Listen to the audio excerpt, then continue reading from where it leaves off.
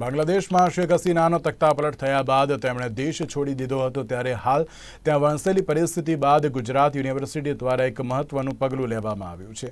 ગુજરાત યુનિવર્સિટીમાં કુલ 20 જેટલા વિદ્યાર્થીઓ બાંગ્લાદેશથી ગુજરાત ભણવા માટે આવ્યા છે, ત્યારે ગુજરાત યુનિવર્સિટી અને બાંગ્લાદેશના વિદ્યાર્થીઓ વચ્ચે એક મહત્વની બેઠકમાં યોજવામાં આવી હતી। ત્યારે આ બેઠકમાં ગુજરાત યુનિવર્સિટીમાં યુજી, પીજી અને પીએચડી કોર્સ કરતા વિદ્યાર્થીઓને ભારત સરકારની નવી સૂચનાઓ અને એડવાઇઝરી અંગે સમજાવટ આપવામાં આવી હતી। ત્યારે ગુજરાત યુનિવર્સિટીના વાઇસ ચાન્સેલર ડૉક્ટર નિર્જા ગુપ્તાએ માહિતી આપતા જણાવ્યું હતું કે ગુજરાત યુનિવર્સિટીએ વિદ્યાર્થીઓની સુરક્ષા માટે તેમને 2 ઇમરજન્સી નંબર પણ આપ્યા છે। આ સાથે તેમની પાસેથી પણ ગુજરાત અથવા ભારતમાં રહેતા પોતાના સગા સંબંધીઓના નંબર પણ મેળવી લીધા છે અને એક લિસ્ટ પણ બનાવી દીધું છે, જેથી કરીને કોઈ પણ ઇમરજન્સી હોય તો તેમનો સીધો સંપર્ક પણ ત્યાંથી કરી શકાય।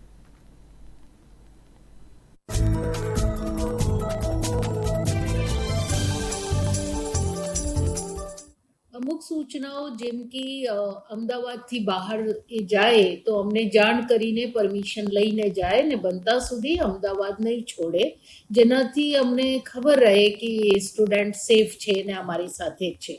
એને પૂરેપૂરું આશ્વાસન આપવામાં આવ્યો કે તમે સેફ જ છો। એમરજન્સીના 2 નંબરો એમને આપ્યા છે, 24 કલાકના જે વર્કર છે।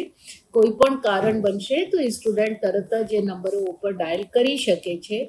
એવી રીતે જ આ સ્ટુડન્ટ પાસેથી પણ એક ઓલ્ટરનેટ નંબર માંગવામાં આવ્યો છે, જેને અમે એમરજન્સી નંબર કહીએ કે કોઈ કારણસર એ એમના કોઈ ફ્રેન્ડના કોલના કારણે યા કોઈ બીજા કારણે કંઈ જાય અને ત્યાં કોઈ એમને અસુરક્ષા મહેસૂસ થાય તો અમે કોને ફોન કરીએ, તો એમની પાસે પણ એક એમરજન્સી નંબર લીધું છે। અમે અમારા 2 એમરજન્સી નંબરો ને એક ફિમેલ ગાર્ડનો નંબર એવી રીતે બધા સ્ટુડન્ટ્સને આપ્યા છે।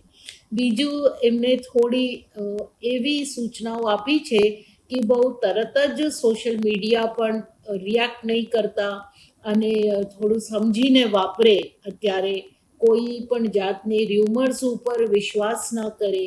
ભારત સરકારની જે એડવાઇઝરી છે, જેમ અત્યારે બોર્ડર્સ બધા સીલ કરવામાં આવ્યા છે, એને ધ્યાનમાં રાખીને જ કોઈ પણ પગલાં લે। ઘરના પેરેન્ટ્સના પરિવારના સંપર્કમાં રહે અને કોઈ પણ વસ્તુ એ કોઈ એવી સૂચના હોય જે અમને જાણ કરવી જોઈએ તો અમને કોન્ફિડન્સમાં લઈને અમારી સાથે શેર કરી શકે।